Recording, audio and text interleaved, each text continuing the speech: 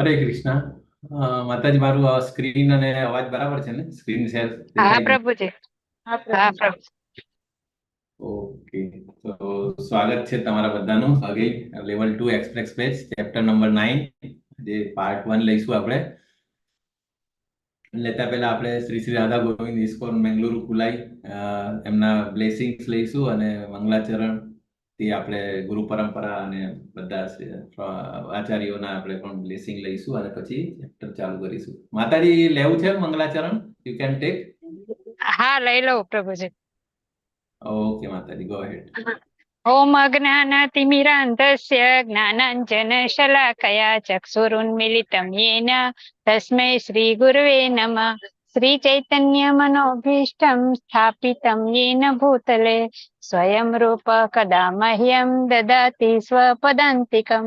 વંદેહં શ્રીગુરો શ્રીયુતપદકમलं શ્રીગુરૂन् વૈષ્ણવાંશ્ચ શ્રીરૂપं સાગ્રજાतं સહગણ રઘુનાથાન્વિतं तं સજીવं સાદ્વૈतं સાવધૂतं પરિજન સહિतं કૃષ્ણ ચૈતન્ય દેવ શ્રી રાધા કૃષ્ણ પાદાન સહગણ લલિતા શ્રી વિશાખાન્વિતાંશ્ચ હે કૃષ્ણ કરુણા સિંધુ દીનબંધુ જગતપતે ગોપેશ ગોપિકા કાંત રાધા કાંત નમોસ્તુતે.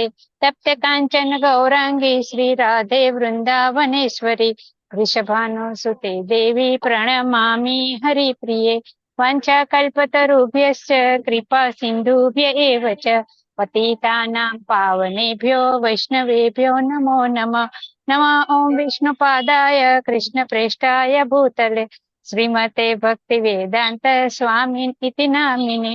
नमस्ते सारस्वते देवे गौरवाणी प्रचारिणे निर्विशेषा शून्यवादी पाश्चात्य देशतारिणे. जय श्री कृष्ण चैतन्य प्रभु नित्यानंद श्री अद्वैत गदाधर श्रीवासादि गौर भक्त वृंद. हरे कृष्णा कृष्ण कृष्ण हरे हरे हरे राम राम राम हरे हरे. हरे कृष्ण सर्वेने. હરે કૃષ્ણ માતાજી, થેન્ક યુ સો મચ.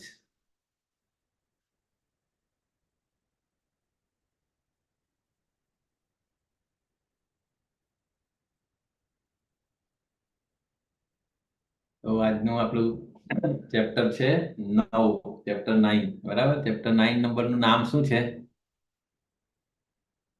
હજી કોણ કોણ છે? આપણા જૂના પાર્ટિસિપન્ટ બી નથી દેખાતા. માનસી માતાજી એકલા અને વિશાલ પ્રભુ.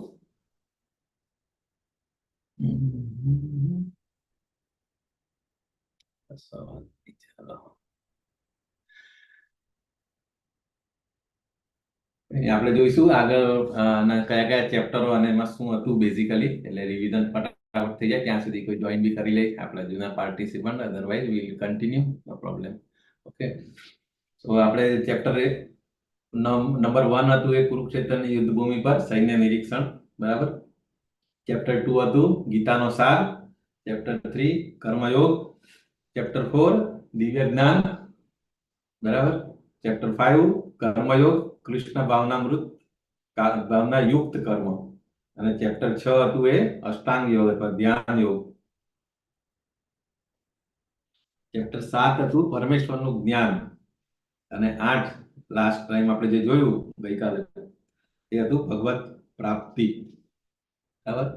આપણે ડિટેલ તો જોતા નથી, બધું ઓલરેડી ખબર જ છે. મેઇન વસ્તુ 1 થી 6 અધ્યાય જે હતા એ આપણે કર્મયોગને અનુલક્ષીને હતા, બરાબર. એમાં ફોકસ વધારે કર્મયોગ, કે કર્મને આપણે કેવી રીતે સ્પિરિચ્યુઅલાઇઝ કરી શકીએ અને કર્મના પ્રકાર અને કયા કયા કર્મોથી આપણું શું ગતિ થાય છે, બરાબર. તો આપણે બહુ બધી વસ્તુ જોયું હતી કે સકામ કર્મ, નિષ્કામ કર્મ, પછી અકર્મ અને અકર્મ કેવી રીતે કરી શકાય, કર્મની અંદર આપણે કૃષ્ણ ભાવનામૃત કેવી રીતે લાવીએ, બરાબર. અને એ પહેલા આપણે એ પણ જોયું હતું દિવ્ય જ્ઞાનની અંદર પરંપરાનું મહત્વ. કૃષ્ણ ભગવાને ક્યારે કેવી રીતે પરંપરાગત મતલબ બરાબર એ જે જ્ઞાન આપેલું હતું ભગવદ્ ગીતાનું જ્ઞાન, બરાબર. કે પહેલે આપણે વિવસ્વાન અને એમના જે એ હતા પિતા, બરાબર. કયા લોક કહેવાય? સૂર્યલોક એમના. સો કેટલા વર્ષો પહેલા 12 કરોડ સમથિંગ. ઓકે, અને એ જ જ્ઞાન પાછું પૃથ્વી પર 20 લાખ વર્ષ પહેલા પૃથ્વી પર આવેલી ભગવદ્ ગીતા. તો એ આપણે બધું જોયું હતું. અને છઠ્ઠો અધ્યાય જે ખરેખર ધ્યાન યોગ એટલે કે અષ્ટાંગ યોગ પણ આપણે જોયું હતું કે પ્રોસેસ ભલે એ સુટેબલ નથી કલયુગના લોકો માટે સ્પેસિફિકલી, બરાબર, પણ છતાં પણ આપણે એ જોયું હતું બીકોઝ એ પણ એક રસ્તો છે કે તમે પરમાત્માના જે 3 લેવલ્સ ઓફ અન્ડરસ્ટેન્ડિંગ જે હોય છે ને, બ્રહ્મ, પરમાત્મા અને ભગવાન ફીચર. સો અષ્ટાંગ યોગથી તમે મેક્સિમમ બ્રહ્મ અને પરમાત્મા સુધી તમે મેડિટેશન બહુ બધો કરી શકો, પરંતુ તમને જે સેવાનો લાભ જે છે એ એની અંદર તમને એક્સેસ નથી હોતો. એના માટે ફક્ત અનન્ય ભક્તિ કરવી પડે. એટલે એના માટે આપણે ગઈકાલના ચેપ્ટરમાં એ પણ જોયું હતું, યોગ મિશ્રિત ભક્તિ અને પ્યોર ભક્તિ, બરાબર. તો એ પણ આપણે જોયું હતું. તો એ ગઈકાલના ચેપ્ટરની અંદર હતું. ઓકે, સો બેઝિકલી આપણે 8મા ચેપ્ટર જે હતું એ ભગવત પ્રાપ્તિ એ એના અગેન એનું જે કનેક્શન હતું એ 7મા અધ્યાયના જે 2 છેલ્લા શ્લોક પકડીને જેને અર્જુને સવાલ પૂછેલા હતા, 8 ક્વેશ્ચન, અને એની અંદર ભગવાને જેને જવાબ આપેલો. અને જે મેઇન ઇમ્પોર્ટન્ટ જે ક્વેશ્ચન હતો એ મૃત્યુ સમયે ખાસ કરીને આપણે ભગવાનને કેવી રીતે યાદ રાખવી અને યાદ રાખવા માટે શું મતલબ આપણે આખું જીવન કરવું પડે એ, અને એની જે પણ વસ્તુને આપણે યાદ કરીએ એ ગતિ આપણે પ્રાપ્ત થાય એ પણ આપણે જોયું હતું. સો આપણે જસ્ટ એનું 8મા અધ્યાયના વિભાગો જે આપણે જોયા હતા કે અર્જુનના પ્રશ્ન હતા અને મૃત્યુ સમયે કૃષ્ણનું સ્મરણ કેવી રીતે કરવાનું એના ઇમ્પોર્ટન્ટ શ્લોકો હતા. અને એનો જે કૃષ્ણનું સ્મરણ એટલે ધ્યાન દ્વારા પણ કરી શકીએ, જે આપણે જે 2 યોગીઓ જે 2 રસ્તા ફોલો કરી શકે ને એ લોકો, અને કારણ they can control the time, અને કેવી રીતે પેલું ઉત્તરાયણ અને દક્ષિણાયન જે આપણે 6 માસનું જે જોયું હતું, બરાબર. પરંતુ ભક્તોને એના માટે કોઈ કન્સ્ટન્ટ હોતું નથી. ભક્તો માટે ગમે ત્યારે એની ટાઈમ દે કેન ગો. અને એ મેઇન વસ્તુ જે યોગીઓ જે એ લોકો જે હોય યોગીઓ હોય એ લોકોને બહુ બધો એ આપણે જે કીધું એ રીતે કે બ્રહ્માંડ અને પરમાત્મા સુધી મેક્સિમમ એમને એ કરી શકે, બરાબર. પરંતુ ભક્તિ જે હોય એટલે એમને લિબરેશન પણ જોઈતું નથી. કોઈ પણ જાતની મુક્તિ જે કહે ને 5 ટાઈપની જે સાયુજ્ય, સાલોક્ય, સારૂપ્ય, સામીપ્ય અને સાષ્ટી, એ 5 ટાઈપની લિબરેશન, એ પણ એમાં પણ ભક્તોને ઇન્ટરેસ્ટ હોતો નથી. એમને ખાલી ફક્ત ભગવાનની સેવામાં રસ હોય છે. એટલે આપણે ખબર શિક્ષાષ્ટકમની અંદર પણ ચૈતન્ય મહાપ્રભુ કહે છે, મમ જન્મનીશ્વરે ભવતાદ ભક્તિ અહૈતુકી હોય. એટલે ભક્તો પણ એ જ એમનું પણ એ જ હોય છે, ગોલ હોય છે કે એમને દરેક જન્મ જેટલા પણ જન્મ મળે એનો વાંધો નથી. Even they are willing to go to the hellish planet. એમને નર્કમાં હોય તો એ વાંધો નહીં, પરંતુ એમને ભક્તિ જોઈએ છે. તો એ આપણે જોયું હતું. પછી આપણે ભૌતિક અને આધ્યાત્મિક વિશ્વની તુલના પણ કરી હતી, અને લાસ્ટમાં સર્વોચ્ચ પ્રાપ્ત કરવામાં ભક્તિની સર્વોપરિતા એટલે સર્વોચ્ચતા એ જોઈ હતી, બરાબર, કે ડિવોશનલ સર્વિસ. એટલા માટે હવે 9મું chapter basically totally dedicated to Bhakti yoga. એટલે એમ જો કે ભક્તિ યોગ ઓલરેડી ચાલુ થઈ ગયા છે 7 થી લઈને, પણ આની અંદર અનન્ય ભક્તિ જે કહે છે ને, તો ચેપ્ટર 7 અને 8 9 બેઝિકલી આઈડેન્ટિકલ જ છે. એની અંદર અમુક બહુ બધી સિમિલારિટીઝ છે, બરાબર. કે જેવું કે ચેપ્ટર 7 ની અંદર જે હતું પહેલો અને બીજો શ્લોક સેમ હિયરિંગનું મહત્વ હતું. એકચ્યુઅલી શ્રવણ સેમ વસ્તુ આની અંદર પણ 9.1 અને 2 ની અંદર પણ સાંભળવાનું જ મહત્વ વિષય છે. પછી અગેન 7.4 થી 7 અને 12 એવી રીતે 9.4 થી લઈને 10 એ કૃષ્ણની એનર્જીસ પરા અને અપરા પ્રકૃતિ જે આપણે જોઈ હતી ને, 5 એલિમેન્ટ, ભૌતિક એલિમેન્ટ, બરાબર, ગ્રોસ એલિમેન્ટ અને 3 સટલ એલિમેન્ટ, માઇન્ડ, બુદ્ધિ, અહંકાર. સો એના એ મળીને જે મતલબ થતું એ સેમ વસ્તુ એટલે જે કૃષ્ણની એનર્જી હતી ત્રણેય, બરાબર, એના વિશે હતું. સેમ વસ્તુ 9મા ચેપ્ટરમાં પણ એના જે રીતે એવું જ છે. 9મા ચેપ્ટરમાં પણ થોડુંક ભગવાનની જે Krishna pervades and maintains the entire world, એટલે બધી એનર્જીસ થી કેવી રીતે આખું વર્લ્ડ મેન્ટેન કરે છે, ભૌતિક વર્લ્ડ, એ અગેન 9મા ચેપ્ટરમાં પણ એ રિવીલ કરે છે સેમ અગેન. પછી 7મા ચેપ્ટરની અંદર અગેન પેલું પણ હતું, બરાબર, કે દેવતાઓ worship versus Krishna worship. Same વસ્તુ અહીંયા 9મા ચેપ્ટરમાં પણ આગળ ના શ્લોકોની અંદર એ વસ્તુ આવે છે, બરાબર. અને લાસ્ટમાં સેમ 7મા ચેપ્ટરમાં પણ એ હતું ઇમ્પર્સનાલિસ્ટ વર્સિસ ડિવોટીઝ, બરાબર. તો એ મતલબ આપણે બંને એ કહી શકાય કે 7મું અને 9મું બહુ બધા વેઝની અંદર સિમિલર જ છે, સિમિલારિટીઝ બહુ બધી છે એની અંદર. સો 8મું ચેપ્ટર એકચ્યુઅલી ટોટલી ડિફરન્ટ હતું, પણ એટલા માટે અગેઇન પછી કન્ટિન્યુટી માટે અને રિપીટેશન અને થ્રુ ડિટેલમાં કે અનન્ય ભક્તિ કેવી રીતે, એના માટે ભગવાને કીધું. તો ચેપ્ટર 9 ની અંદર મોસ્ટલી આ રીતે છે. જો 7 અને 9 ની અંદર વર્ચ્યુઅલ મોસ્ટલી સમાન જ છે. 8 ની અંદર કૃષ્ણ અને અર્જુન વચ્ચે જે વાતચીત હતી એની અંદર એક ડિફરન્ટ મુદ્દો હતો કે જે ભાઈ મૃત્યુ સમયે કેવી રીતે એ કરવાનો. પછી અગેઇન ચેપ્ટર 8નું જે તારણ હતું એ કે ભક્તિ યોગનું શ્રેષ્ઠ સ્વરૂપ છે. એટલે 9માની અંદર અગેઇન એ પછી ડિટેલની અંદર અનન્ય ભક્તિ વિશે કેવું છે. તો એ ચેપ્ટર કેવી રીતે આગળ જાય છે એ કઈ છે. તો સૌથી પહેલા 1 થી 3 જે શ્લોક છે એની અંદર Krishna glorifies the knowledge and knowledge he about to reveal. એટલે જે જ્ઞાન આપે છે એના માટેની લાયકાત શું હોવી જોઈએ, બરાબર. જે અનન્ય ભક્તિ જે એના વિશે જે કહે છે તો એના માટે લાયકાત શું હોવી જોઈએ એના વિશે વાત કરે છે. પછીના પાર્ટમાં આવે છે ઐશ્વર્ય જ્ઞાન, એટલે કે કૃષ્ણનો અચિંત્ય અભેદ ભૌતિક જગત સાથેનો સંબંધ. અને પછી આવે છે બિન ઉપાસકો અને ઉપાસકો. અને લાસ્ટમાં જે 2 ટોપિક જે છે કૃષ્ણ ભક્તિનો સર્વોચ્ચ ઉદ્દેશ અને કૃષ્ણની સીધી ભક્તિ કરવાની ભવ્યતા. તો 9મા ચેપ્ટરમાં આ રીતે છે. તો ટોટલ 5 વિભાગ છે. 9.1 થી લઈને 9.3 છે કૃષ્ણ વિશે સાંભળવું, એના માટે લાયકાતો કઈ કઈ હોવી જોઈએ. ઓકે. અને 4 થી લઈને 10 સુધી ઐશ્વર્ય જ્ઞાન, એટલે ભગવાનનું ઐશ્વર્ય જ્ઞાન, એ કૃષ્ણના અચિંત્ય અભેદ ભૌતિક વિશ્વ સાથેનો સંબંધ, અને અગેઇન બિન ઉપાસકો અને ઉપાસકો અને કૃષ્ણ ભક્તિ સર્વોચ્ચ છે અને કૃષ્ણની સીધી ભક્તિ કરવાની ભવ્યતા.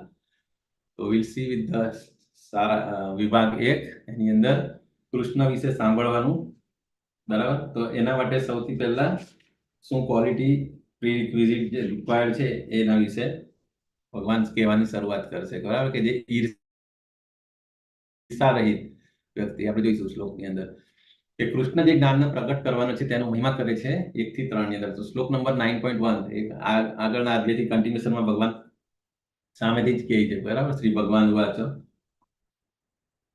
દંતે તુ ગૃહ્યતમં પ્રવક્ષ્યામિ અન્યસૂયવે જ્ઞાનમ વિજ્ઞાનમ સહિતમ યજ્ઞાત્વા મોક્ષસે શુભાત.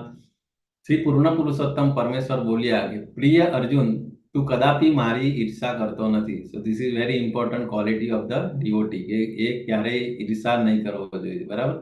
અને તેથી હું તને આ પરમ ગુહ્ય જ્ઞાન તથા સાક્ષાત્કાર વિશે જણાવીશ, જે જાણીને તું ભૌતિક અસ્તિત્વના સર્વ કલેશોમાંથી મુક્ત થશે.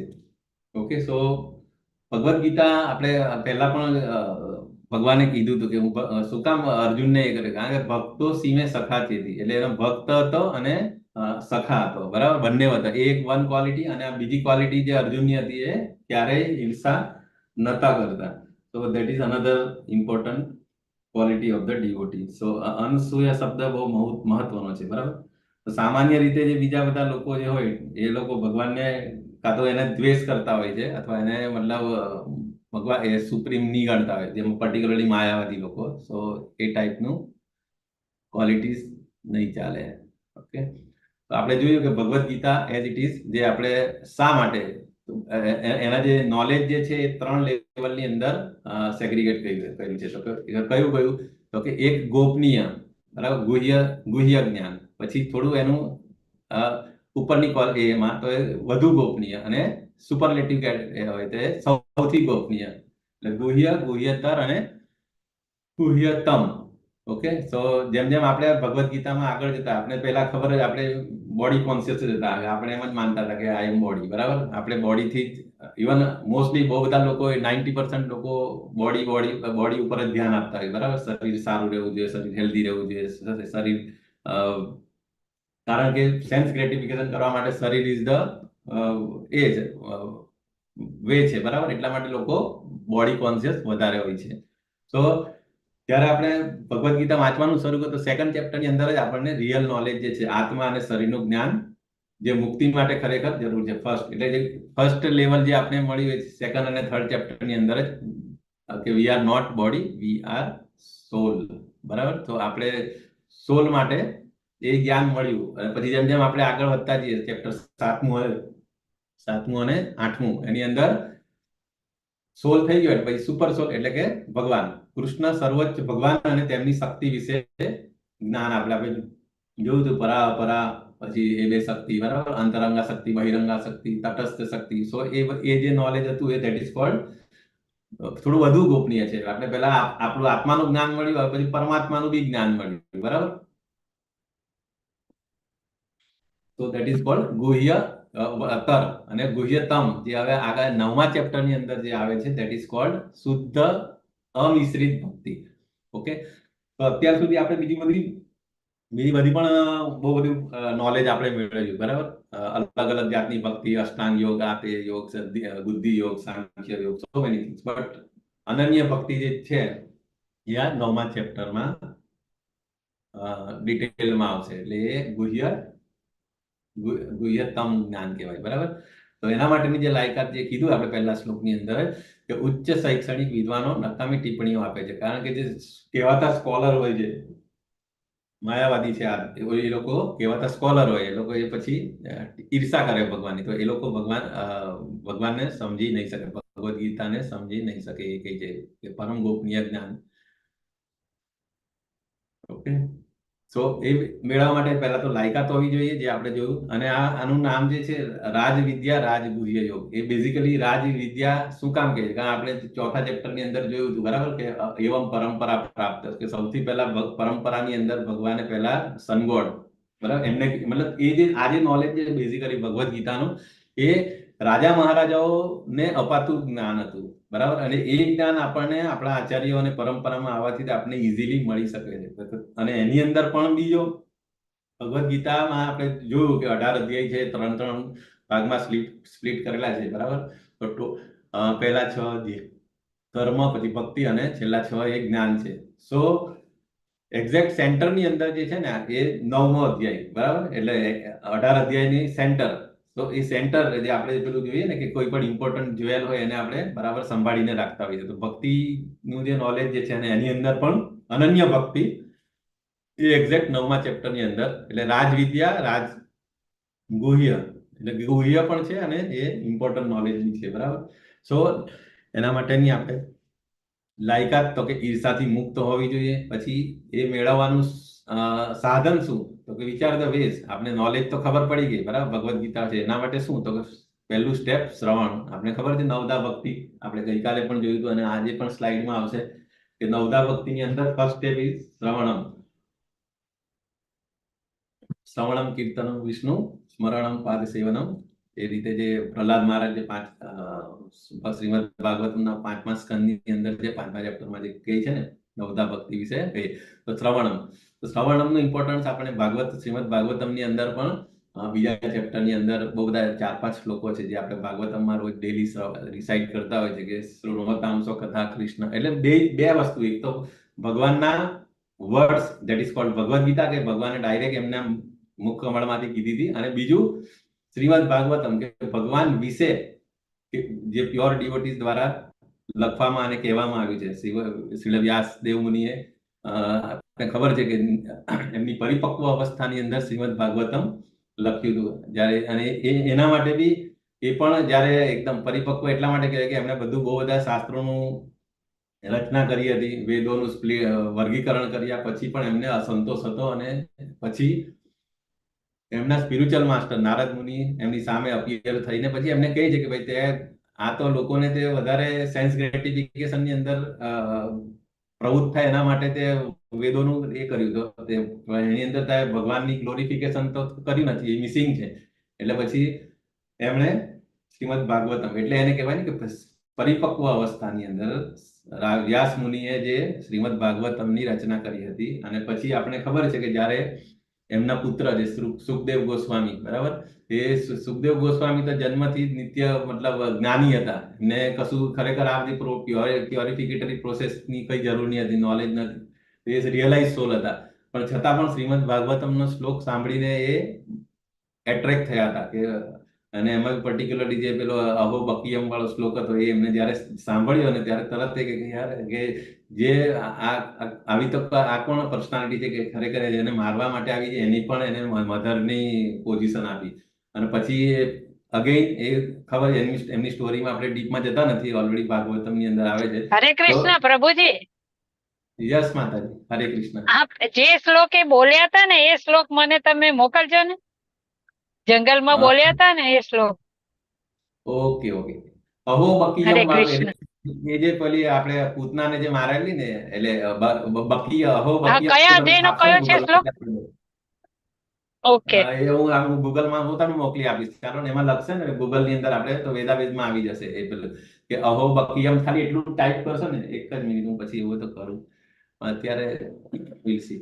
So એ શ્લોક અને બીજું પછી બીજું એક પેલું બીજો શ્લોક પણ છે કે એમાં ભગવાનની ડિસ્ક્રાઇબ કરે છે પેલું વરહાપીડમ વાળું જે છે નટવર એટલે એમાં ભગવાનનું બોડીલી ફીચરનું ડિસ્ક્રિપ્શન કરે તો એ બે શ્લોકથી અને એ તો જ્ઞાની હતા રિયલાઇઝ છતાં પણ એ ભક્તિ તરફ એટ્રેક્ટ થયા હતા તો એના માટે પેલો જે આત્મારામ શ્લોક જે છે ને કે આત્મારામ શ્લોકની એ સનાતન ગોસ્વામીને એ કહે છે આપણે ચૈતન્ય મહાપ્રભુ તો એ આત્મારામ શ્લોક અગેન કે એ પૂર્ણ જે આજે જ્ઞાની હોય ને એ લોકો પણ ભગવાનની ભક્તિ તરફ આકર્ષાય કારણ ભગવાનના ગુણ જ એવા છે ને ક્વોલિટી એટલા એ છે કે એની વન કેન એટ્રેક્ટ એ સો એટલા માટે સુખદેવ ગોસ્વામી એ એટ્રેક્ટ થયા હતા અને એમને પછી પાછા આવીને પછી એમના ફાધર પાસે વ્યાસજી પાસેથી આખું ભાગવતમ શીખ્યા પછી એટલે મતલબ સમજ્યા અને પછી એ જ ભાગવતમ પરીક્ષિત મહારાજને કીધું સો આ બે વસ્તુ ભગવદ્ ગીતા અને ભાગવતમ એનું ઇમ્પોર્ટન્સ એટલા માટે છે કે એક ડાયરેક્ટ ભગવદ્ ગીતા એ ભગવાન કૃષ્ણએ કીધી છે અને ભાગવતમ એ ભગવાન વિશે અને ભગવાનના પ્યોર ભક્તો વિશે છે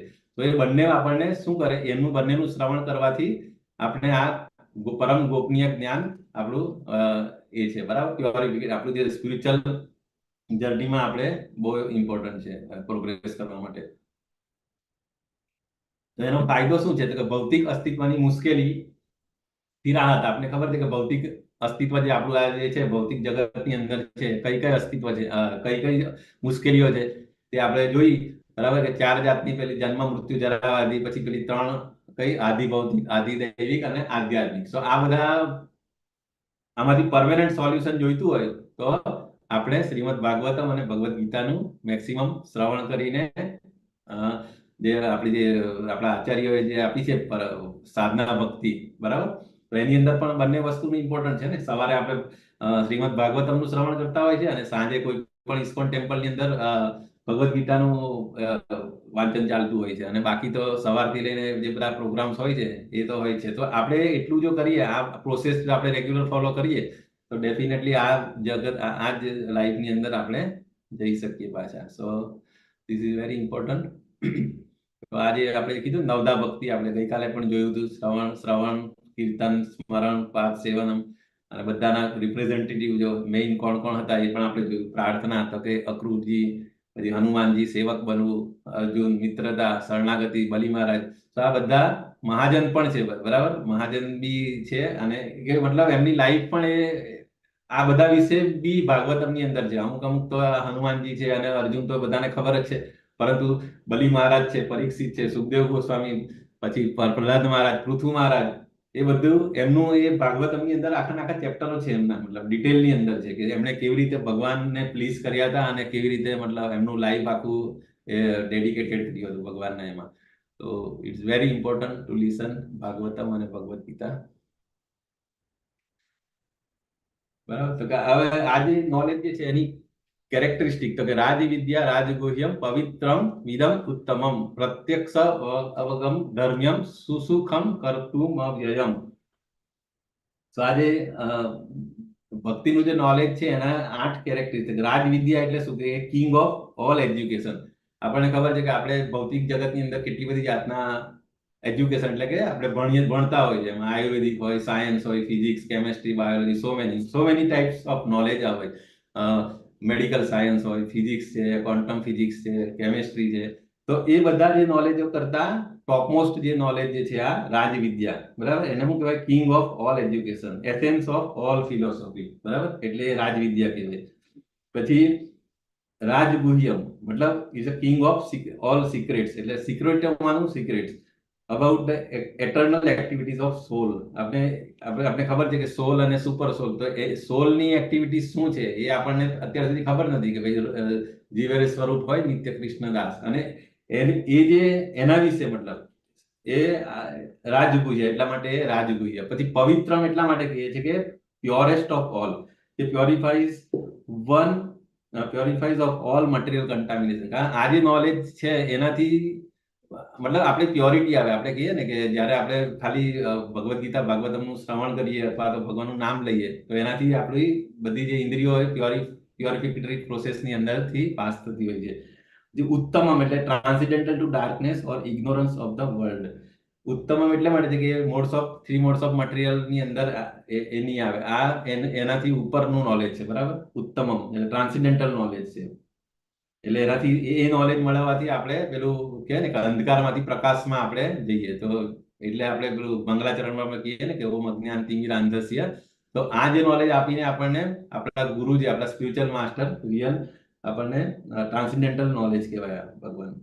પછી પ્રત્યક્ષ અવગમમ એટલે કે direct experience of the self by realisation. એના આ જે નોલેજ છે, ઇવન આપણે ખાલી ચેન્ટિંગ બી કરતા હોય, બરાબર, તો આપણને રિયલાઇઝેશન ઓટોમેટિકલી અંદરથી થતું હોય છે. જેમ જેમ આપણે ચેન્ટિંગ ઇન્ટેન્સ થતું જાય એમ એમ આપણને રિયલાઇઝેશન થતું હોય, અને અમુક જે આપણા ડાઉટ છે ઓટોમેટિકલી મતલબ એનું સોલ્યુશન બી આપણને અંદરથી જ મળી જતું હોય છે.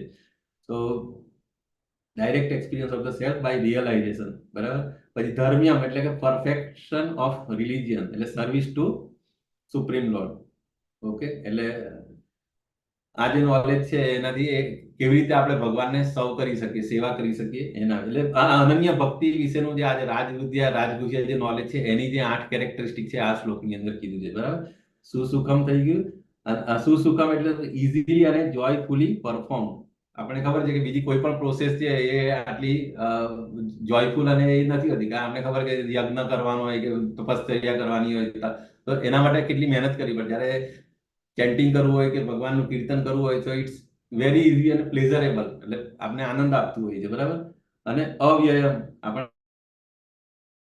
ખબર છે કે બીજું કોઈ પણ વિદ્યા જે હોય, નોલેજ હોય એનો વ્યય થતો હોય છે, બરાબર. ઇવન આ જન્મની અંદર કેટલું પણ આપણે એજ્યુકેશન એક્વાયર કર્યું હોય પણ છતાં એ જ્યારે આપણે જઈએ પાછા ડેટ થઈ જાય તો એ બધું રિસેટ થઈ જાય, ઝીરો થઈ જાય. નેક્સ્ટ જન્મમાં આગળ આપણે ભણવું પડે. પરંતુ સ્પિરિચ્યુઅલ નોલેજ જે છે અવ્યયમ, એવરલાસ્ટિંગ, એટર્નલ અને ઇનડિસ્ટ્રક્ટેબલ, બરાબર, બિયોન્ડ ધ મોડ્સ. તો આ આપણું એવરલાસ્ટિંગ અવ્યયમ છે. તો આ ભક્તિનું જે 8 કેરેક્ટરિસ્ટિક જે છે તે અવિનાશી અને આચરવામાં સુખ, એટલે આ એ જ વસ્તુ બધું કીધું છે ગુજરાતીની અંદર. તો રાજવિદ્યા રાજગુહ્ય કેમ કહેવાય અને એની જે કેરેક્ટરિસ્ટિક છે એ શું છે એ આપણે જોયું, બરાબર. તો આ જ વસ્તુ છે. રાજગુહ્ય એટલે પરમ ગોપનીય જ્ઞાન છે અને બધા રાજાઓનો રાજા છે, બધા જ્ઞાનના રાજા એ છે. તો એ કેવી બીજું આની અંદર એવું છે કે આ જે નોલેજ છે, ભક્તિનું જે નોલેજ છે, એનાથી બેઝિકલી શું થાય કે પવિત્રમ અને ઉત્તમમ, બરાબર. કારણ કે આપણે ખબર છે કે આપણે કેટલા જન્મ લીધા, લાખો જન્મ લીધા હશે, બરાબર. અને એવરી જન્મની અંદર આપણે બહુ બધા પાપ કર્યા હોય છે, બરાબર. તો અમુક જે પાપ એવા હોય ને કે આપણા કેટલા જન્મ પહેલાના એ હજુ ફ્રુક્ટિફાઈ નહીં થયા હોય, ઠીક છે. તો એ જે પાપની જે સ્ટેજીસ છે ને એ આ બાજુની સ્લાઇડની અંદર બતાવે છે કે આ પ્રક્રિયાનો તબક્કો. એટલે જેવી રીતે એક બીજ હોય, બરાબર, તો એ કેવું બીજ પછી પેલા ફ્રુક્ટિફાઈ થાય, પછી નાનું પેડ થાય, પછી મોટું થાય, એ રીતે સેમ એવી રીતે પાપની પણ આ 4 પ્રક્રિયા છે. કે બીજ એટલે એ શું કહેવાય, પાપી ઈચ્છાઓ. પછી અમુક એ જે ઈચ્છાઓ તમારી બીજ, પછી પાપમ અને કુટમ, એટલે અમુક જે ફ્રુક્ટિફાઈ થઈ ગયું ને તો એ છે તે એને શું કહેવાય, અપ્રારબ્ધ, બરાબર. અને કુટમ એટલે એ પાપી સ્વભાવ, એટલે એ આખી ક્લોઝ સાયકલ છે.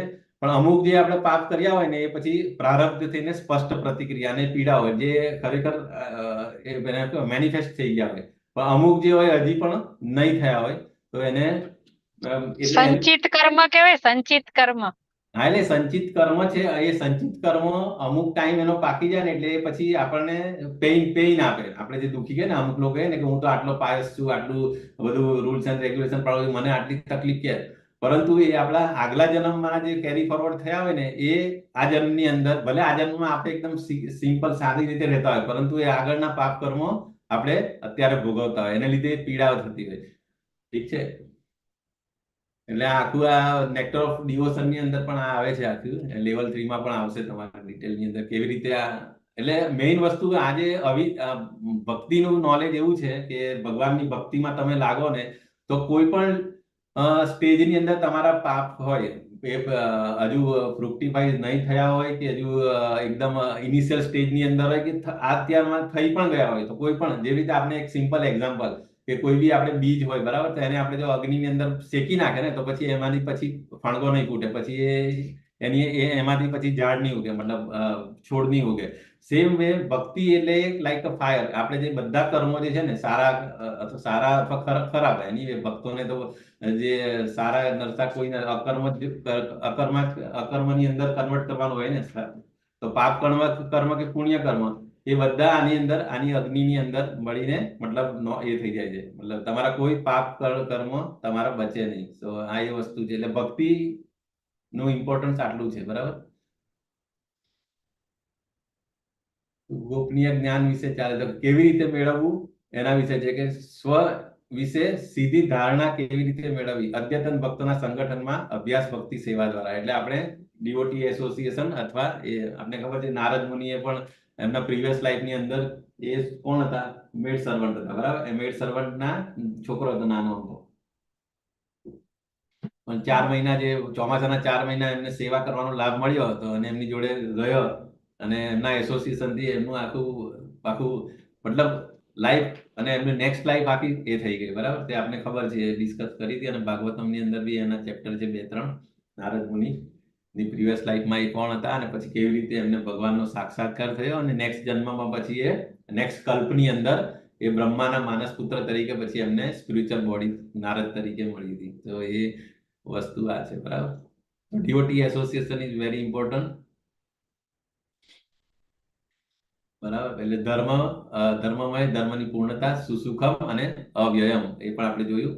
ગોપનીય જ્ઞાન, હજી ઐશ્વર્ય જ્ઞાન 9.3 નો હવે એમાં એવું કહે છે કે હે શત્રુ વિજેતા, જે મનુષ્ય ભક્તિમાં શ્રદ્ધા ધરાવતા નથી, એટલે કે અશ્રદ્ધા, ઓકે, તેઓ મને પ્રાપ્ત કરી શકતા નથી. એટલે જેવી પેલી ક્વોલિફિકેશન હતી, બરાબર, અનસૂય, હવે એવી રીતે આ ડિસ્ક્વોલિફિકેશન કે જેને શ્રદ્ધા જ નથી હોતી. જે પહેલું સ્ટેપ, શ્રદ્ધા વગર તમારું આગળ પ્રોગ્રેસ જ નહીં થાય ને. પેલું જે કે ને શ્રદ્ધા, સાધુ સંગ, ભજન ક્રિયા, અનર્થ નિવૃત્તિ. એટલે તમારી શ્રદ્ધા હોય તો તમે આગળના સ્ટેપમાં જઈ શકો. તમે શ્રદ્ધા જ નહીં હોય એટલે એમને આગળ પછી જવાનો સ્કોપ જ નહીં હોય.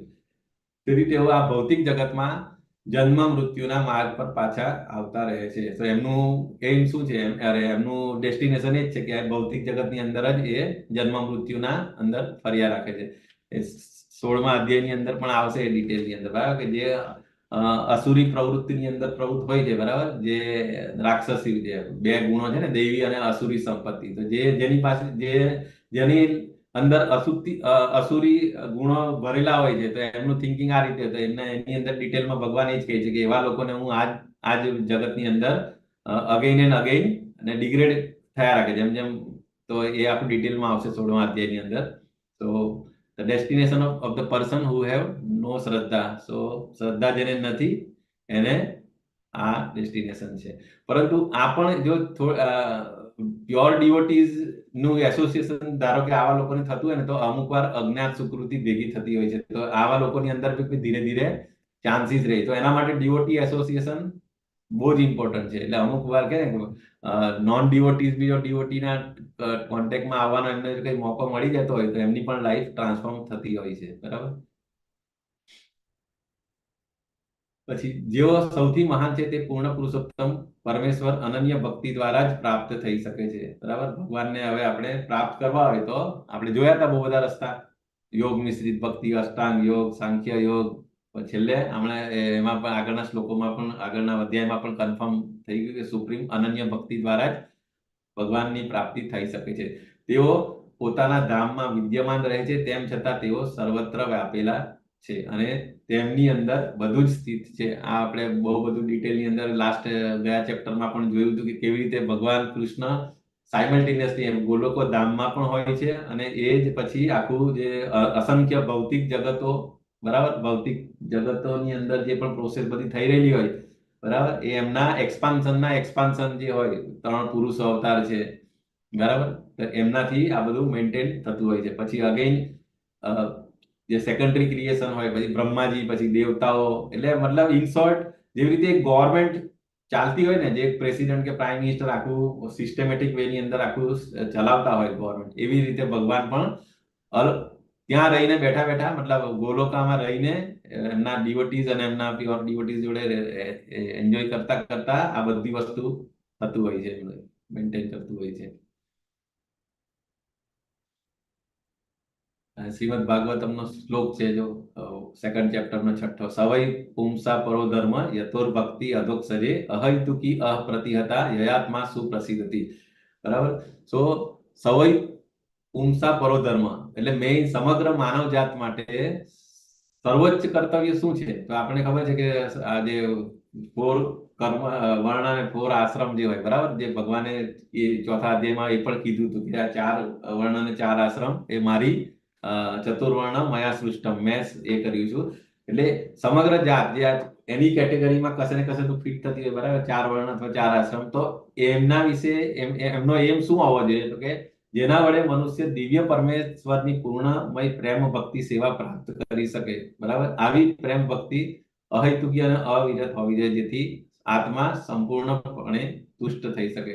સો આની અંદર રહીને પણ એમનો એમ આ જ હોવો જોઈએ. કયો? તો કે ભક્તિ કરીને ભગવાનને પ્લીઝ કરવાનો. આ ટાઈપનો બીજો પણ શ્લોક એ જ છે, આની પછી આઈ થિંક છે, ધર્મ, કે ધર્મ સ્વાનુષ્ઠિત પુંસા વિશ્વક્ષેન તથા સુહ નો ઉત્પાદયતે રતિમ શ્રમ એવ હિ કેવલમ, કે મનુષ્ય જો તેની પોતાની સ્થિતિ પ્રમાણે જે વ્યવસાયિક પ્રવૃત્તિમાં રોકાયેલો હોય, તે પ્રવૃત્તિઓ જો પરમેશ્વરના સંદેશા પ્રત્યે આકર્ષણ જાગૃત નહીં કરે, એટલે જો તમે ક્ષત્રિય હોય કે બ્રાહ્મણ હોય કે શૂદ્ર હોય કે વૈશ્ય હોય કે સ્ટુડન્ટ હોય કે ગૃહસ્થ હોય, અને તમે તમારું એમ માનતા હોય કે ના, હું તો મારું બહુ સરસ રીતે મારી રિસ્પોન્સિબિલિટી ફોલો કરું છું, બરાબર, ધેટ ઇઝ નોટ ઇનફ. એ એવું કહેવામાં, આ શ્લોક નું તાત્પર્ય એ કે જે તમે એ તો કરવાનું જ છે, પણ એ કરતા કરતા જો તમે પરમેશ્વરના સંદેશો, એટલે શ્રીમદ ભગવદ્ ગીતા અને ભાગવતમ એમના સંદેશા પ્રત્યે જો આકર્ષણ જાગૃત નહીં કરો, તો બાકી બધું જે તમે કરો એ કેવળ નિરર્થક શ્રમ છે. તો આ બંને શ્લોક બહુ ઇમ્પોર્ટન્ટ છે, એટલા માટે શ્રીમદ ભાગવતમના છે, પણ અહીંયા કોટ એટલા માટે કરેલા છે કે ભક્તિનું ઇમ્પોર્ટન્સ શું છે, અને ભક્તિથી જ તમે આ વસ્તુ, તમારી આ લાઈફ તમે ભગવાન મતલબ અચીવ કરી શકો છો. આ બંને શ્લોકનું કોટ એટલા માટે, બરાબર. તો શ્રદ્ધા, આપણે જોયું કે શ્રદ્ધા એ ફર્સ્ટ સ્ટેજ, જેવી રીતે શ્રવણ એ ફર્સ્ટ સ્ટેપ છે આપણા નવદા ભક્તિનું, એવી રીતે શ્રદ્ધા એ એની અંદર પ્રોગ્રેસ થવા માટેનું પહેલું સ્ટેપ છે, બરાબર. શ્રદ્ધા, સાધુ સંગ, ભજન ક્રિયા, અનર્થ નિવૃત્તિ. પછી હરે કૃષ્ણ માતાજી છે કે શ્રદ્ધા, સાધુ સંગ, ભજન ક્રિયા, અનર્થ નિવૃત્તિ. પછી આગળ શું છે? નિષ્ઠા, રુચિ, નિષ્ઠા, રુચિ, ભાવ, પ્રેમ, ભાવ, પ્રેમ, બરાબર. શ્રદ્ધા એ બહુ જ ઇમ્પોર્ટન્ટ છે, અને તો જ તમે આગળ જઈ શકો, બરાબર. તો શ્રદ્ધાને વ્યાખ્યાયિત કેવી રીતે? તો કે આપણે એની અંદર શ્રીમદ ભાગવતમનો જે શ્લોક છે ને, ચૈતન્ય ચરિતામૃતની અંદર પણ છે કે ફક્ત કૃષ્ણની સેવા કરીને વ્યક્તિ બધી પૂર્ણતા પ્રાપ્ત કરી શકે છે, બરાબર. જે રીતે ઝાડના મૂળને પાણી આપે તો આખા ઝાડને પોષણ મળી જાય ને, એવી રીતે શ્રદ્ધા કેવી રીતે સર્જાય છે? તો કે ભક્તોના સંગઠન દ્વારા. આપણે નારદ મુનિનું એક્ઝામ્પલ જોયું એની અંદર. પછી 3 સ્ટેજ હોય છે આ લોકો, જે કે ત્રીજું એકદમ લોએસ્ટ, શ્રદ્ધાનું જે લોએસ્ટ સ્ટેજ હોય એની અંદર શું હોય કે કોઈ સદભાવના અને શાસ્ત્રોનું જ્ઞાન, ભક્તિ, સેવામાં રોકાયેલા હોવા છતાં સરળતાથી પાછા પડી જઈએ અને છુપાયેલો, એટલે આપણો જે પર્પસ સોલ્વ થઈ જાય એટલે આપણે મૂકી દઈએ એમ. સો એ લોએસ્ટ સ્ટેજ કહેવાય શ્રદ્ધાનું. પણ જેમ જેમ થોડું એ દ્રઢ વિશ્વાસ થતો જાય, પરંતુ ભક્તિ શાસ્ત્રની અંદર ખૂબ અદ્યતન નથી, એટલે એટલું એમનું રીડિંગ અને એમનું નોલેજ ના હોય, તો પછી તો ફક્ત સંગઠન અને સરળતા દ્વારા અનુસરવાનો પ્રયાસ કરે, પણ સ્ટીલ એ પેલું કે ને પ્રયાસ કરતો રહે છે, એટલે સેકન્ડ લેવલ. અને દ્રઢ વિશ્વાસ અને ભક્ત શાસ્ત્રની સારી રીતે જાણકાર બી થઈ જાય, તો પછી પતનની એની કોઈ સંભાવના રહેતી નથી. એટલે શ્રદ્ધા નું પણ લેવલ હોય છે અને શ્રદ્ધા જેમ જેમ વધતી જાય એમ તમે પછી ફોલ ડાઉન થવાના ચાન્સ રહેતા નથી અને આગળ પછી તમારું સ્પિરિચ્યુઅલ ગ્રોથ થતો હોય છે. શ્રદ્ધાહીન વ્યક્તિ કૃષ્ણને પ્રાપ્ત નહીં કરી શકે અને શ્રદ્ધા જેમ જેમ તમારામાં વધતી જાય તેમ એમ તમે પછી આગળ તમારો ગ્રોથ થતો હોય છે. તો આગળના શ્લોકો હવે ઐશ્વર્ય જ્ઞાન તો કે કૃષ્ણના અચિંત્ય ભેદ અભેદ ભૌતિક વિશ્વ વિશે આપણે જોઈશું. બરાબર, ઐશ્વર્ય જ્ઞાન શું હોય તો કે એની અંદર કૃષ્ણ ઇઝ એવરીવેર એ આપણે જોઈશું. અગેન મયા તતમ ઇદમ સર્વમ જગત અવ્યક્ત મૂર્તિના મત સ્થાની સર્વભૂતાની ન ચાહમ તે સ્વવસ્થિત અવસ્થિત કે આ સંપૂર્ણ જગત મારા વડે અવ્યક્ત રૂપમાં વ્યાપ્ત છે. સમસ્ત જીવ મારામાં છે પણ હું એમનામાં નથી. બરાબર, તો આ આપણે ચિત્ર ગઈકાલે બી જોયું આઈ થિંક. બરાબર, કે કૃષ્ણ ભગવાન જયારે એમને મોઢું ખોલાવે છે ને યશોદા માતા, તો આખું બ્રહ્માંડનું દર્શન થાય છે. તો એની અંદર આખું બધું જ દેખાય છે. એમાં મોઢાની અંદર આખું જે ગોલો જે વૃંદાવન દેખાય છે, એમને માતા દેખાય, બધું કમ્પ્લીટ આખું આ તો એ બિવિલ્ડર થાય છે યોગ માયાની અંદર.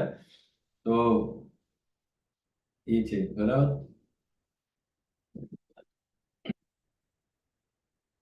ચોથા શ્લોકની અંદર ઇમ્પોર્ટન્ટ હતું કઈ. હા, એટલે આની અંદર એવું કે નોર્મલી આપણી જે ઇન્દ્રિયો છે ને, ઇન્દ્રિયો ભગવાનને મતલબ આપણી જે ભૌતિક ઇન્દ્રિયો દ્વારા આપણે ભગવાનની અનુભૂતિ શક્ય નથી. તો એના માટે ભક્તિ રસામૃત સિંધુનો જે શ્લોક છે ને, અતઃ શ્રી કૃષ્ણ નામાદિ ન ભવેદ ગ્રાહ્યમ ઇન્દ્રિયૈ સેવોન્મુખે હિ જીવહાદૌ સ્વયં એવ સ્ફુરત્યાગઃ. સો આપણી જે બ્લન્ટ ઇન્દ્રિયો છે, આપણી જે ફિઝિકલ ઇન્દ્રિયો છે, બરાબર, એ આપણે ભગવાનને આપણે અમુક લોકો કહેતા હોય કે મને ભગવાન બતાવો, મને આઈ કેન સી, પણ આપણી ઇન્દ્રિયો કેપેબલ નથી. ઇવન અર્જુન બી જયારે વિશ્વરૂપ દર્શન માટે ડિમાન્ડ કરે ત્યારે એમને સ્પેશિયલ દિવ્ય દ્રષ્ટિ આપવામાં આવે છે. અધરવાઇઝ નોર્મલ દ્રષ્ટિથી we can not see the God. તો એક તો આ છે. અને મેઇન વસ્તુ શું કે એટલે મેઇન સેવોન્મુખે જીવહાદો એટલે આપણી સર્વિસ એટીટ્યુડ હોય ને તો પછી તમે ભગવાનનું રિયલાઇઝેશન ઓટોમેટિક ધીરે ધીરે તમને થતું હોય છે. એટલા માટે બ્રહ્મ સંહિતાની અંદર પણ જે શ્લોક છે ને 5.38 ની અંદર બી લખ્યું છે કે ભગવાનને રિયલાઇઝ કરવું હોય, સમજવું હોય તો પ્રેમાંજન છુરિત ભક્તિ વિલોચન સંત સદૈવ હૃદયેષુ વિલોકયંતિ, કે તમારી દ્રષ્ટિ આવી હોવી જોઈએ ભક્તિ પ્રેમાંજન એટલે ભક્તિ રૂપી તમારે અંજનથી પ્રેમાંજન છુરિત ભક્તિ વિલોચન એટલે પ્રેમ ભક્તિ રૂપી કાજળથી તમે સળીથી એ કરો ને તો તમે ભગવાનને દર્શન કરી શકો. એનો મિનિંગ આ થતો હોય. બરાબર,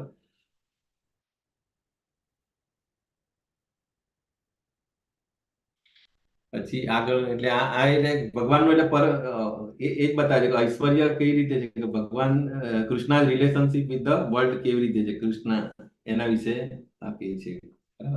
તો નચમસ્થાની ભૂતાની પશ્ય મે યોગમ ઐશ્વરમ ભૂત ગુણમ ચ ભૂતશ્ચ મમાત્મા ભૂત ભાવના. તેમ છતાં મારા વડે ઉત્પન્ન થતી વસ્તુઓ મારામાં સ્થિત રહેતી નથી. મારા યોગ ઐશ્વર્યને જો કે હું સર્વ જીવોનો પાલન કરતા છું અને સર્વત્ર વ્યાપ્ત છું, છતાં હું આ જગતનો અંશ નથી, કારણ કે હું જ તો તે સર્જનનો મૂળ સ્ત્રોત છે. એટલે આ ભૌતિક જગત વિશે કહે છે કે ભૌતિક જગત કેવી રીતે છે. ઓરિજિનલી ભગવાનના એક્સપાન્શન થી બધું આ થતું હોય છે. બરાબર, અને સર્વ જીવોનો પાલન એટલે આપણા જે 3 પુરુષ અવતાર જે છે, બરાબર, આપણે ખબર છે કે બ્રહ્મા વિષ્ણુ મહેશ, ઓકે, અને 3 પુરુષ અવતાર બી છે અને એ અમને પછી રિસ્પોન્સિબિલિટી આપી છે સત્વગુણ, રજોગુણ અને તમોગુણ. એ પ્રમાણે પછી એમને મેન્ટેન કરવાનું અને ડિસ્ટ્રક્શન કરવાનું અને ક્રિએશનનું કામ એ એમને આપેલું.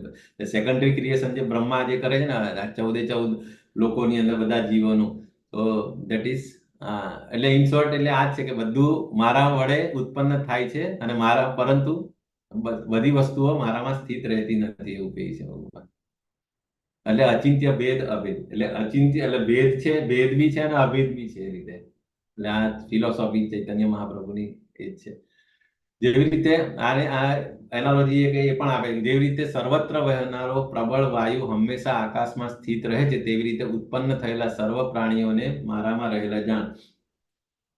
આપણને ખબર છે કે આ આકાશ હોય, આકાશની અંદર વાયુ હોય, બરાબર, પણ વાયુ બી છે તે અમુક અમુક એની ડિસ્ટન્સ પછી શૂન્યાવકાશ થઈ જાય, તે પછી ત્યાં નથી હોતો, બરાબર.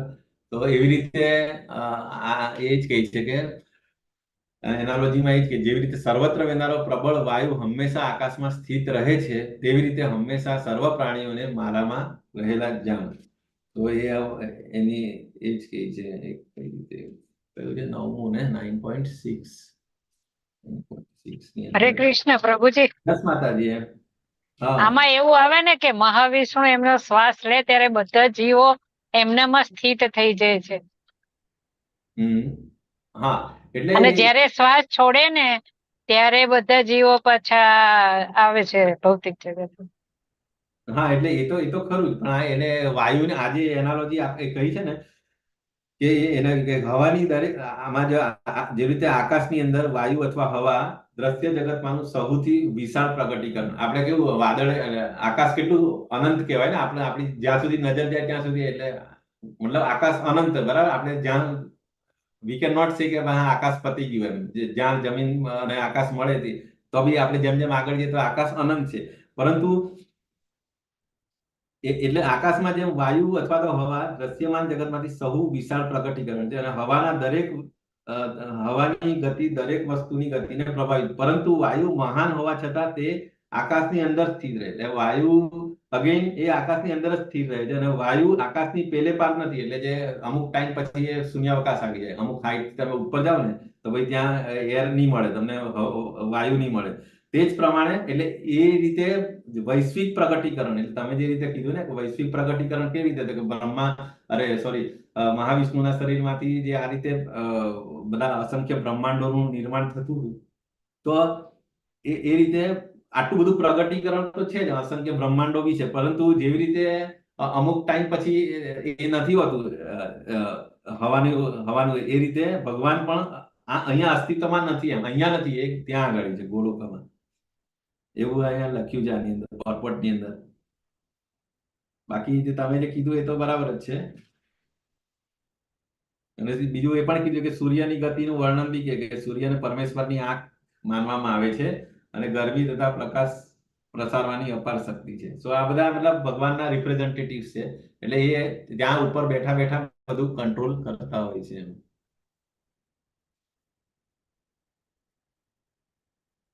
એટલે એ જ કહેવાય શાશ્વતમ, કેવી રીતે યોગ ઐશ્વર્ય, એમનું યોગ ઐશ્વર્ય કેવી રીતે છે. બરાબર. આ પેલું એટલાસ વાળું જે એ કહેતા હોય છે ને કે પેલું ચિત્ર હોય છે રોમન દેવતાનું, કે પૃથ્વીનો એક ગોળો હોય છે, એના વાંકા એકદમ ટેન્શનમાં બતાવે છે, પણ ભગવાનની પોઝિશન આવી નથી. જે કંઈ બતાવવામાં આવ્યું છે તે મારા પર નિર્ભર કરતું નથી. સૂચવે છે કે જો કોઈ એટલે આ મતલબ એવું નથી, ભગવાન એટલે ઇનશોર્ટ ગોલોકમાં બેઠા બેઠા આખા બધું આ મેન્ટેન કરતા હોય છે થ્રુ મહાવિષ્ણુ. જે તમે જે રીતે કીધું ને કે એમના બ્રીધિંગ થી આખા બધા અસંખ્ય બ્રહ્માંડો મેન્ટેન થતા હોય છે, ક્રિએટ થતા હોય છે અને ડિસ્ટ્રક્ટ થતા હોય છે. અને બ્રહ્માના મિની પ્રલય અને મહાપ્રલય આમનો જે હોય એ બધું કંટ્રોલ ઇનડાયરેક્ટલી થતું હોય છે, બરાબર. પણ ભગવાન ત્યાં બેઠા અહીંયા ઇન્વોલ્વ થતા નથી. સર્વભૂતાની કૌંતેય પ્રકૃતિ યાંતિ મામિકામ કલ્પક્ષયે પુનસ્તામી કલ્પાદો વિસૃજામ. આ સેમ વસ્તુ એ જ છે કે બધા લેહે કુંતી પુત્ર કલ્પના અંતે સમગ્ર ભૌતિક સર્જન જે પણ આ બધું હોય, કલ્પ એટલે શું કે બ્રહ્માજીનો લાઈફ પૂરી થાય, મહાન પ્રલય. બાકી નાના પ્રલય તો આવે છે દરેક દિવસ પછી, જે રાત હોય મિની પ્રલય હોય છે, તો એમાં પણ આ થતું હોય. પરંતુ જયારે આ કલ્પનો અંત એટલે કે બ્રહ્માજીનો લાઈફ કમ્પ્લીટ થાય ત્યારે આખા બધા જ ભૌતિક જગતો મહાવિષ્ણુના શરીરમાં પાછા ચાલ્યા જાય છે. અને અગેન જયારે કલ્પનો આરંભ થાય ત્યારે અગેન એ પછી એમની શક્તિથી પુનઃ ઉત્પન્ન થાય છે, બરાબર. એટલે આપણે એ જ ભગવાન કૃષ્ણ તો ગોલોકામાં હોય છે, પરંતુ એમના એક્સપાન્શન, બરાબર. મહાવિષ્ણુ એટલે એમના થર્ડ એક્સપાન્શન કહેવાય ખરેખર તો એ આટલા પાવરફુલ છે, તો પછી એ તો મતલબ કેટલા ઓલ પરવેસિવનેસ કહેવાય, એટલે બધી સંપૂર્ણ દ્રશ્ય જગત મારા આધીન છે. ઓકે, એટલે આપણે બધું જે સૂર્ય ચંદ્ર તારા નક્ષત્ર બધું કમસે કમ એમના આધીન છે. અને માયાદેવી પણ આપણે જોયું હતું, માયાધ્યક્ષણ પ્રકૃતિ, એટલે બેઠા બધી થ્રુ એમના રિપ્રેઝેન્ટેટિવ આખું બધું મેનેજ થતું હોય છે. એ મારી ઈચ્છાથી વારંવાર સ્વતઃ પ્રકટ થતું રહે છે અને મારી ઈચ્છાથી અંતે વિનાશ થઈ જાય છે. તો આ સેમ એના કન્ટિન્યુએશનમાં જ છે, મહાપ્રલય, મિની પ્રલય. પછી હે ધનંજય, આ સર્વ કર્મો મને બાંધી શકતા નથી. એટલે આ આટલું બધું કરે છે તો આપણે વિચાર આવે કે આપણે જે કંઈ પણ કરીએ તો આપણા કર્મો આપણને બાંધતા હોય છે, પરંતુ ભગવાન આ બધું કરે છે, મેનિફેસ્ટ કરે છે, પછી અગેન ઇનહેલિશન કરે છે. એટલે સો એ બધી કર્મ એમને બાંધતા નથી. હું જાણે કે ઉદાસીન, ઉદાસીન એટલે એવું નહીં કે મોઢું ચડાઈને, ઉદાસીન એટલે મતલબ આપણે કર્મોના ફળની બાબતમાં કે આ બધું કરતા રહ્યા છે છતાં પણ સર્વ ભૌતિક કર્મોથી સદૈવ વિરક્ત રહેવું જોઈએ. એટલે ઇન ધેટ ફોર્મ ઉદાસીન એટલે કે કર્મના ફળ જે ભગવાનને તો કઈ લેવા દેવા હોતા જ નથી, તો એના માટે કહી છે બેઝિકલી.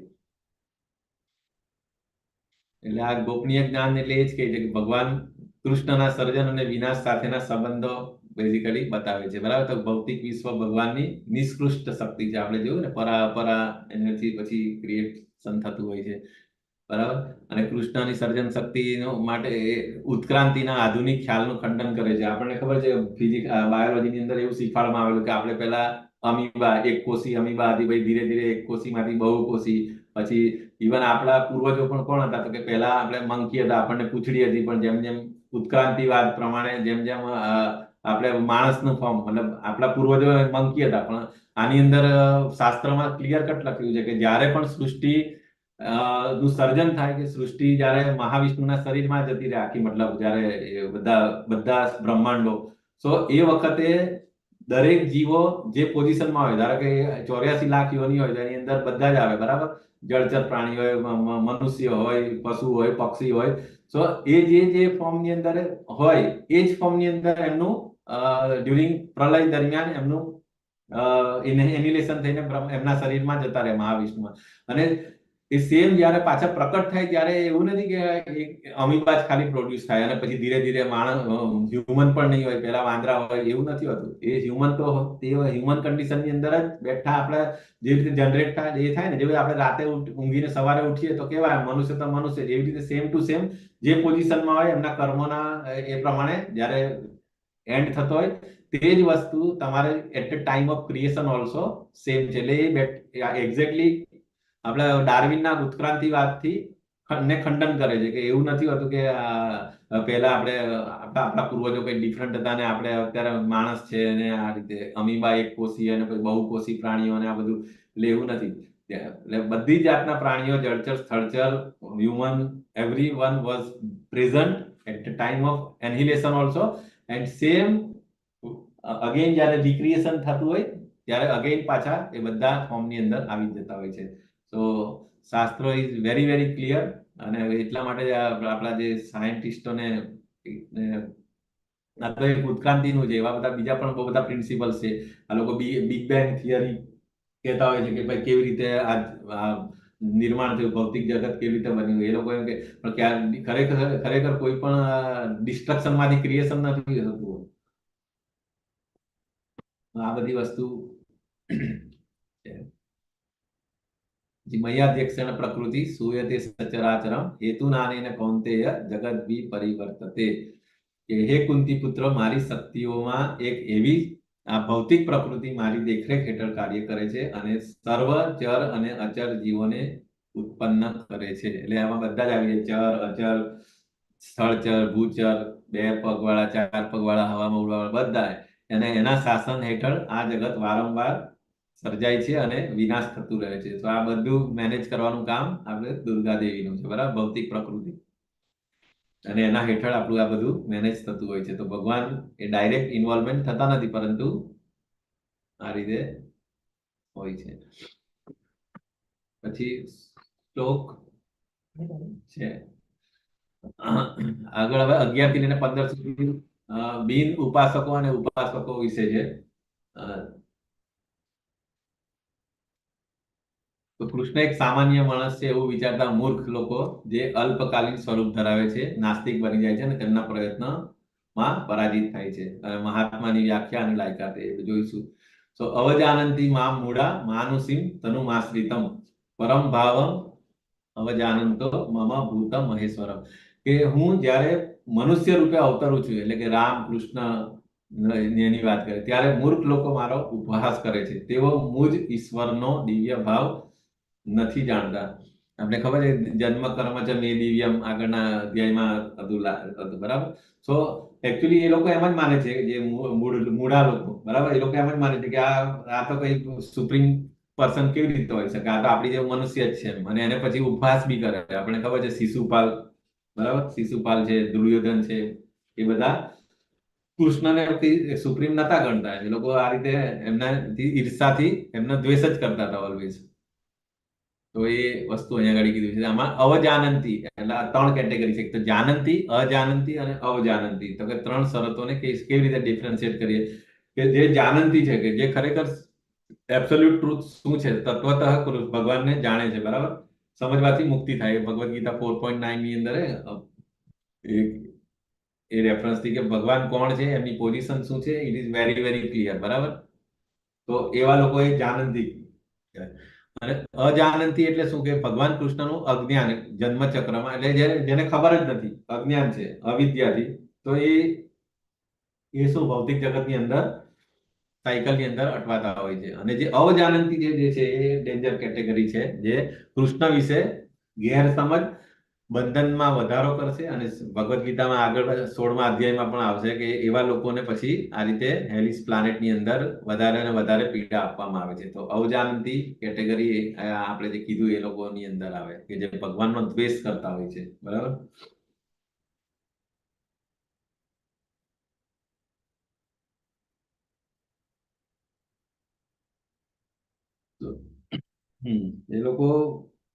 એ લોકોનું નસીબ એટલે ફેટ ઓફ એવા લોકો ફૂલ જેવા જો આગળ જે ઈર્ષા અને દ્વેષ કરતા હતા ને, એવા લોકોનું ડેસ્ટિનેશન શું, તો કે એવા લોકો કે જે લોકો આવી રીતે મોહગ્રસ્ત થયેલા છે, તેઓ આસુરી અને નાસ્તિક વિચારો પ્રત્યે આકર્ષાય છે. એટલે એવા લોકોને ભગવાન 16મા અધ્યાયમાં પણ કહે છે ને કે એવા લોકોને તો હું આસુરી અને નાસ્તિક નરકની અંદર જ આટા ફેરા મરાવ્યા રાખું છું, બરાબર. તો એવા એમનું એટ્રેક્શન પણ એ બાજુ જ હોય છે, કે એવા વિચારો તરફ જ આકર્ષાય છે. અને મોહગ્રસ્ત અવસ્થામાં તેમની મુક્તિ માટેની આશા તેમના સકામ કર્મો અને જ્ઞાનવર્ધન, એટલે જે થોડું ઘણું પ્રયત્ન કરતા બી હોય ને લોકો મુક્તિ કે અમુક નોલેજ લેવા કે સકામ કર્મો કરતા હોય, તે બધા જ વ્યર્થ થઈને એ લોકો હેલિસ પ્લાનેટની અંદર જ રેસ્ટ ઓફ ધ લાઈફ અને જન્મ એમનું ત્યાં જ ભગવાન ત્યાં એમ જ ચડાવતા હોય છે. તો આ બધું ગોપનીય જ્ઞાનમાં એટલે દુરાત્મા એટલે કે મહાત્મા અને દુરાત્મા, જે ડિવોટીઝ હોય, પ્યોર ડિવોટી મહાત્મા હોય, એની ઓપોઝિટ દુરાત્મા એટલે જે આસુરી સંપત્તિથી હોય, તે જે રીતે હિરણ્યકશિપુ, હિરણ્યાક્ષ, રાવણ, એ બધા રાક્ષસી અને નાસ્તિક દ્રશ્યોથી આકર્ષિત થાય છે. અને મુક્તિ અને એ બધાની એમની આશાઓથી એ થતું નથી. જ્યારે મહાત્મા હોય, જે આપણે આ જે મહાત્મા એટલે અર્જુન છે, આપણા 12 મહાજન્સ છે, આપણા માધવેન્દ્રપુરી આ જે ચિત્ર છે ને, આપણે લેવલ 1માં એની સ્ટોરી લેતા હોય છે. તો હે પાર્થ, મોહગ્રસ્ત નહીં થયેલા મહાત્મા પુરુષો દૈવી પ્રકૃતિના રક્ષણ હેઠળ હોય છે.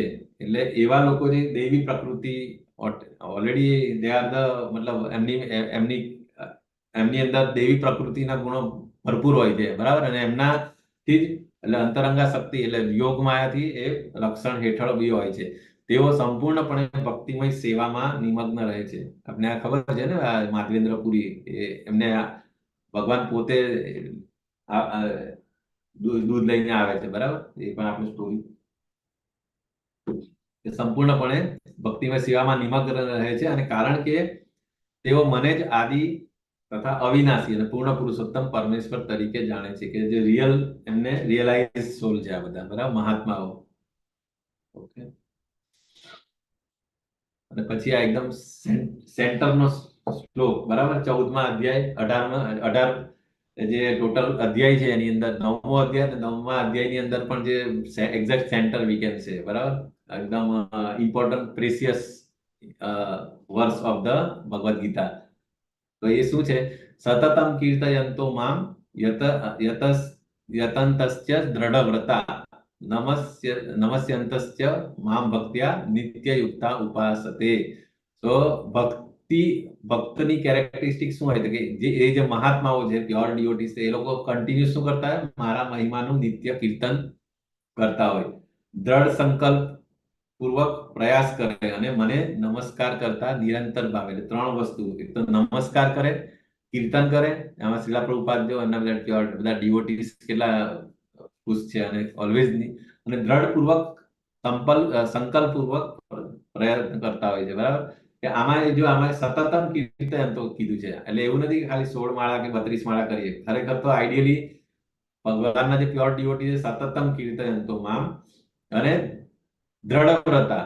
ઓકે, એટલે દ્રઢ પૂર્વક. એટલે પણ આ તો આપણા આચાર્યોની મરસીને લીધે આ કીધું કે ઓકે ભાઈ, પહેલા આપને ખબર છે કે ભક્તિ સિદ્ધાંત સરસ્વતી ઠાકુર જયારે હતા શ્રીલા પ્રભુપાદના ગુરુ, એમના એ વખતે તે 64 માળાનો નિયમ હતો કે 64 માળા કરવાનો. તો 64 માળા 64 માળા કરવી અત્યારના લાઈફ એમાં ઇટ્સ વેરી ટફ એકચ્યુઅલી. આપણે બીજા બધા એક્ટિવિટી કામ કરતા હોય, નોકરી ધંધો કરતા હોય, તો પછી શ્રીલા પ્રભુપાદે અગેન પછી એમને કીધું કે ઓકે 16 માળા એટલીસ્ટ મિનિમમ તમે કરો.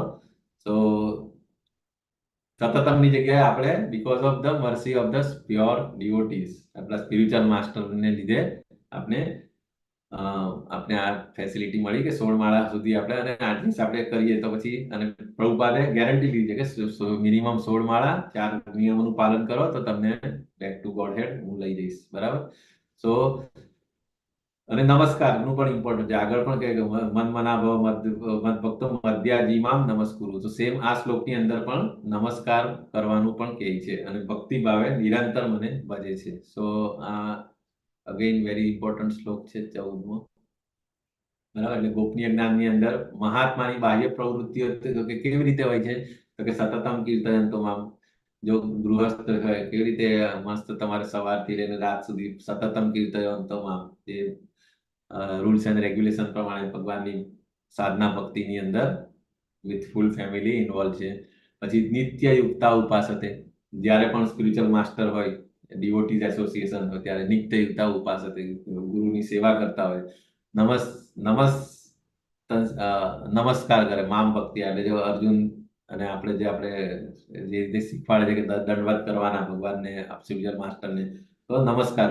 તો હંમેશા મારા ગૌરવનો જપ કરવો, ખૂબ દ્રઢ નિશ્ચયથી પ્રયાસ કરવો, મારી સામે નમવું. આ મહાન આત્માઓ કાયમ મારી ભક્તિથી પૂજા કરે છે. પ્રહલાદ મહારાજ યતંત દ્રઢ ગમે તેવી સિચ્યુએશન લાઈફની અંદર હોય, પ્રોવોકિંગ સિચ્યુએશન, પણ દ્રઢ વ્રતથી ભગવાનમાંથી તમારું માઇન્ડ ડિસ્ટ્રેક્ટ થવું નહીં જોઈએ. કે ભાઈ God is always there and will protect me. So Prahlad મહારાજનું એક્ઝામ્પલ આની અંદર બતાવ્યું છે. સો મહાત્માઓ એક્સટર્નલી આ રીતે બાહ્ય પ્રવૃત્તિઓ આ રીતે હોઈ શકે. 15મો શ્લોક, એમાં એવું કે જ્ઞાનીઝ જે હોય ને, તે 3 ટાઈપનું 3 kinds of જ્ઞાનીઝ worship Krishna by cultivating knowledge. એટલે જ્ઞાન યજ્ઞથી. એટલે આ હવે અગેન આની અંદર જ્ઞાન યજ્ઞથી જે કેવી રીતે અલગ અલગ રીતે કરી શકે. જે મનુષ્યો જ્ઞાન સંવર્ધન દ્વારા યજ્ઞમાં પરોવેલા હોય છે. એટલે જે ભક્તિ સિવાય જ્ઞાન, એટલે કે આ બેઝિકલી પેલા લોકો માટે છે. બરાબર? નિર્ગુણ, નિરાકાર અને માયાવાદીઓ જે, એટલે કઈ 3 ટાઈપથી એ લોકો એ કરી શકે. તેઓ પરમેશ્વરને એકમેવ અદ્વિતીય રૂપે, અદ્વિતીય એટલે મતલબ એક જ છે ભાઈ આત્મા, અને આપણે વી આર નોટ દ્વૈતની અંદર નહીં માને, અદ્વૈતવાદી. બરાબર? અનેક રૂપો ધરાવનારા તરીકે, અને બીજા એવા એ છે કે જે અનેક રૂપો તરીકે, વિરાટ રૂપ તરીકે ભજે છે. તો 3 ટાઈપના છે બેઝિકલી. એકત્વેના, આમાં શું છે? જ્ઞાન યજ્ઞના ચાપ્યન્યે યજંતો મામુપાસતે એકત્વેના પૃથક્ત્વેના બહુધા વિશ્વતો મુખમ. એટલે એકત્વેન એટલે એક્ય ભાવ. બરાબર? એટલે એ એવું કહે છે કે they worship me in oneness thinking themselves as God. એટલે આ જે માયાવાદી જે કહે ને, આપણે ભગવાન અને આત્મા અને એ બોથ આર સેમ.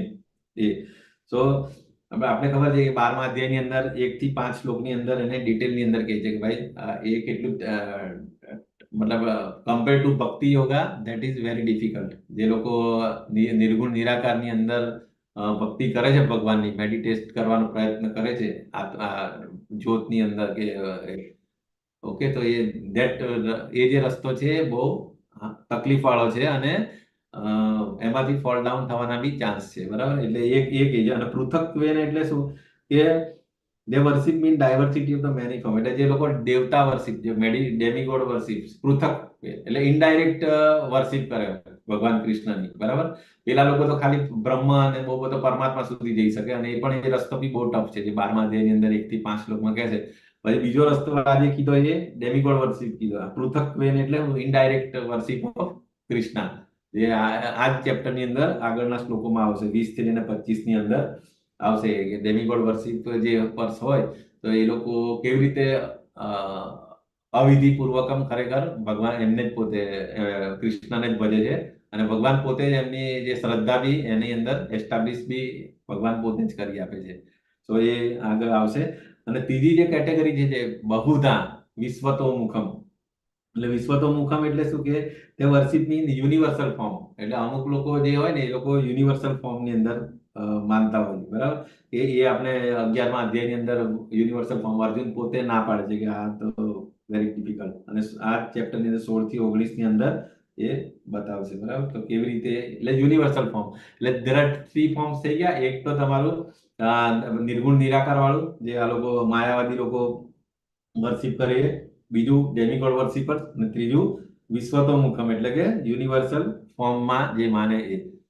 તો આ શ્લોક એના વિશે કહે છે, બરાબર. સો આપણે નેક્સ્ટ હવે આવતીકાલે લઈશું આગળ. આપણે અડધું ચેપ્ટર પતી ગયું છે, તો કોઈને કઈ પ્રશ્ન હોય કે કઈ હોય તો વિલ ડિસ્કસ.